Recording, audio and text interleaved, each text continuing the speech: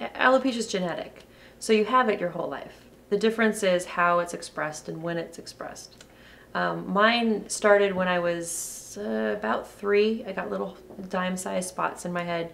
The pediatrician said that it was sibling stress because my little brother had been born. They thought I was twisting my hair and pulling it out. And since it grew back, it supported the diagnosis, and we never really looked into it again. When I was about 10 or 15, somewhere between 10 and 15, I was at the riding stables, and something flew in my eye, and I ended up rubbing my eyelashes out. Well, at the time, I figured I had just rubbed my eyes too hard, and that's why they fell out. But the problem is, you can rub your eyes all day and lose 2. And mine had all fallen out. And what I figured out later was my body was expelling the eyelashes they had gotten into my eyes. But they grew back, so I didn't think anything of it. When I was in high school, I had an eyebrow that would kind of come and go, and I would just fill it in with pencil. And at that point, I was diagnosed with alopecia, but the dermatologist said, since it's just localized to your eyebrow, don't worry about it. When I was 22, I found a little dime-sized spot at the back of my head, just little teeny tiny, and your scalp skin is like baby skin because it doesn't get attacked by the elements. It's, you know, it's very protected. And within about 2 or 3 months, it was about this big, and I could cover it up because it was the early 90s and we had big permed hair. But it got to the point where I didn't care. I just wanted it to stop. So we don't know to this day what caused it to express itself finally. There's a lot of different theories. It's really, as with most of the autoimmune conditions out there, it's really kind of up in the air as to what causes it, and besides genetics, and what causes it to start. After I lost my hair, it took a couple years for me to get over it, to feel more comfortable with it, and to figure out what I was going to do going forward. Because here I was facing pretty much the rest of my life without hair.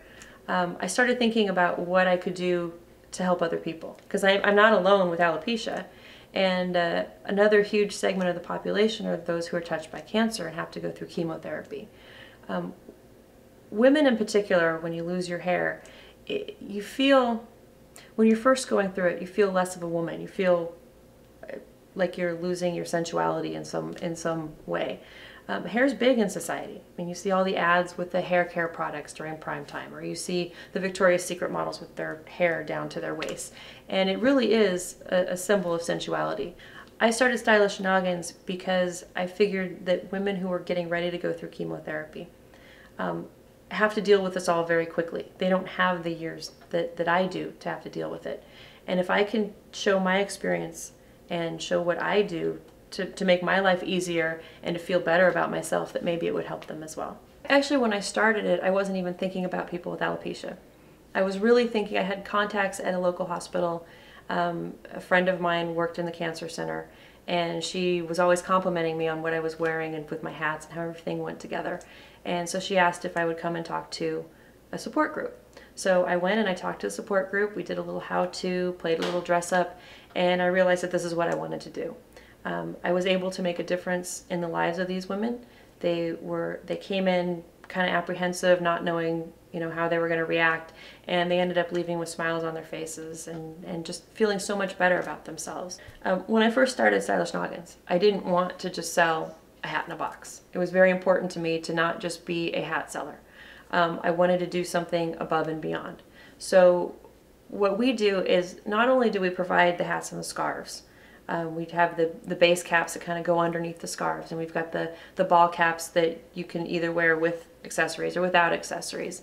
But we wanted to kind of take it a little bit further. So I've also put together kits, which is pretty much all you need to do to put several different looks together, as well as a video that shows you how to do it. So although I can't be in your living room, you can still see what it is I do and not have to guess.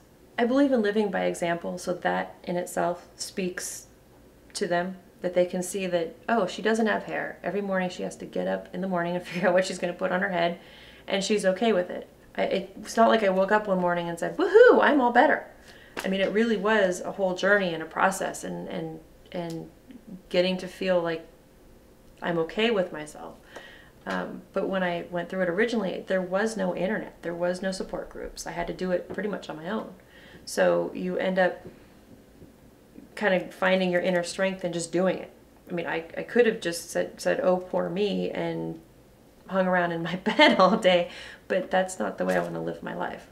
So I guess the answer is if I was talking to somebody and telling them as they're getting ready to go through this, that it's going to be okay, and that you don't have to hide, and that you can still look good and feel good about yourself with or without hair. I think that's pretty much the message, and I think that since they can see me living that, it's that much more meaningful. And I believe that the reason this happened and the reason I've been able to deal with it is because there's millions of other people that can use what I do. Whether it's the hats, whether it's the how-to, or whether it's just, realizing that this attitude is healthy and it's okay. So, I mean, from that standpoint, this is something that's very close to my heart. It's kind of an interesting question because my boys, they don't know me with hair. They see pictures of me with hair and they think I'm funny looking. So for them, it's normal. Now there have been some times where they've been concerned about, I don't like it when people stare at you. And I have to look at them and go, well, why do you think they're staring at me? Are they staring at me because they feel sorry for me, or because they like my hat, or because they think I'm cute, or because I just said something funny and they heard it? I mean, there's a million reasons why people look at you. The other thing that they've gotten from all this, first of all, I think they're very proud of me. Secondly, they understand that people are different. We had gone into a drugstore with my oldest son, and he was about 6 or 7, and there was a gal there working behind the counter that was missing her arm from the elbow down. And it was obvious that she was compensating, and she's probably had it for a long time. And of course, my son at elbow level notices it, and in a stage whisper says, "Mom, why doesn't that girl have her arm?"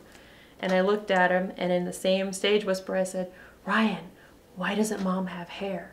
And he goes, "Oh yeah, everybody's different." It's like, exactly.